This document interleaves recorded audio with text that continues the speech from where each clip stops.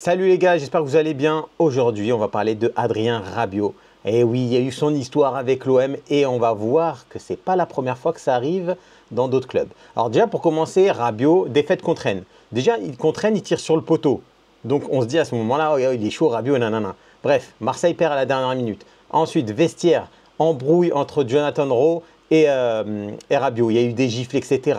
Benatiel a dû séparer, bagarre et tout ça, embrouille, bref. Ensuite, le club écarte Jonathan Rowe et Rabiot. Jusqu'ici, on pense que ça va être en fait une mini bagarre, tout va bien. Ils vont être écartés, vas-y, pour le prochain match, etc. Et on n'en parle plus. Eh ben non, coup de théâtre. Le jour d'après, Rabiot et Jonathan Rowe dans la liste des transferts, carrément. C'est-à-dire ça dégage. Ça dégage tout de suite.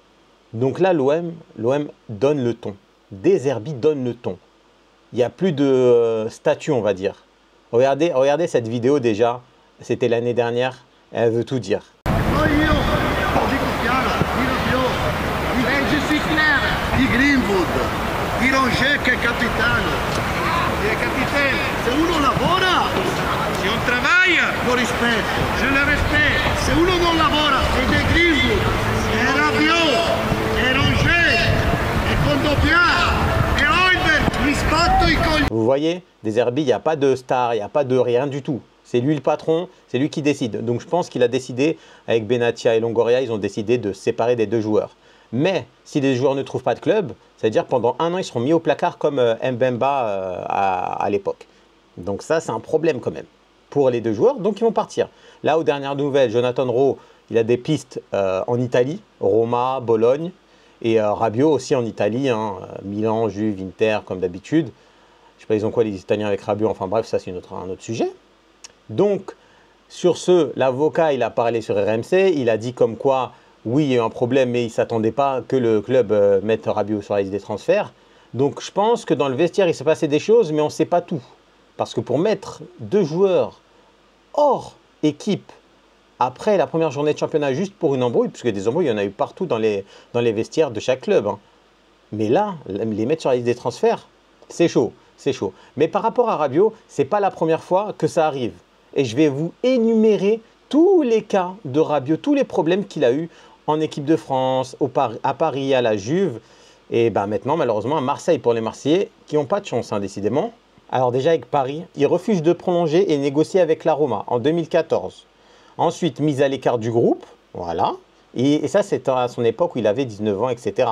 Et ensuite, absent pour la finale de la Coupe de France. Donc déjà, quand il était jeune, ça faisait beaucoup. Ensuite, il y a eu l'affaire des Bleus. Les Bleus, comme quoi c'était la Coupe du Monde, il était réserviste et il n'a pas accepté d'être réserviste et donc il s'est barré. Et il a dit, je ne reviendrai plus en équipe de France tant que Deschamps il sera là, etc., etc. Donc à ce moment-là, encore des problèmes. Et là, tu te dis, mais en plus, il a envoyé une lettre à la FFF pour signaler comme quoi il n'acceptait pas d'être réserviste en équipe de France. Donc, il a refusé de représenter la France à la Coupe du Monde en tant que réserviste. Ce qui est fou quand même, hein. Avec d'autres joueurs, on aurait fait un scandale. Enfin bref, ça c'est un autre sujet aussi. Et ensuite, élimination du PSG contre Manchester United en 2019, je crois. Et Rabiot sort en boîte de nuit juste après.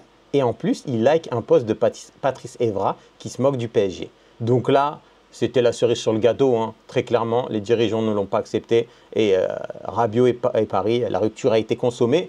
Et c'était fini, il part à la Juve. Donc déjà là, à Paris, il y a eu énormément de problèmes. Dès quand il était jeune, quand il était confirmé. En équipe de France aussi. Mais c'est pas fini. Parce qu'après, il part à la Juve. Et même à la Juve, les tensions ne baissent pas. Le mec qui refuse une baisse de salaire par rapport au Covid, alors que beaucoup de joueurs ont accepté. Ensuite, il plombe la masse salariale du club en demandant à chaque fois des augmentations de salaire. Il ne veut pas bouger, il veut augmenter son salaire. Et en plus, sur le terrain, il est mauvais, hein, déjà pour commencer. Donc, ça a créé beaucoup de tensions à la Juve. Et la Juve a voulu enfin se séparer de lui après 2-3 ans de calvaire avec ses agents, avec lui, avec ses salaires, etc., etc. Et après, il est parti à l'Olympique de Marseille. Donc, comme vous le voyez, les problèmes se sont cumulés un peu partout dans chaque club où il est parti. D'ailleurs, j'en suis sûr, j'en ai oublié, hein. Dites-moi en commentaire si j'ai oublié des faits que Rabiot ou son agent ont fait durant sa carrière. Mais il y en a eu. Ce n'est pas un cas isolé, Marseille. Donc, on ne sait pas tout dans cette affaire. On ne sait pas qu'est-ce qui s'est passé vraiment dans le vestiaire. Peut-être un jour ça va sortir, je ne sais pas. Mais en tout cas, Adrien Rabiot est sur le marché. Donc normalement, il devrait partir. Il reste, je crois, 10 jours à peu près par rapport au marché des transferts. Donc à ce moment-là, Rabiot va partir. Marseille doit recruter un nouveau milieu, plus un 10. Hein. Marseille doit essayer de recruter un 10. Est-ce que acheter un joueur en 10 jours, un 10, c'est possible? Est-ce que vous avez un joueur en tête pour remplacer Rabiot? Moi, perso, j'en ai pas encore. Mais c'est intéressant de voir qui va recruter Marseille en point de 10. Après, moi, je trouve que c'est une bonne nouvelle parce que Rabiot en 10, c'était pas ouf. C'est pas son poste et c'était pas intéressant. Donc, avoir un nouveau joueur, un vrai 10 à son poste, ça peut être pas mal, en vrai.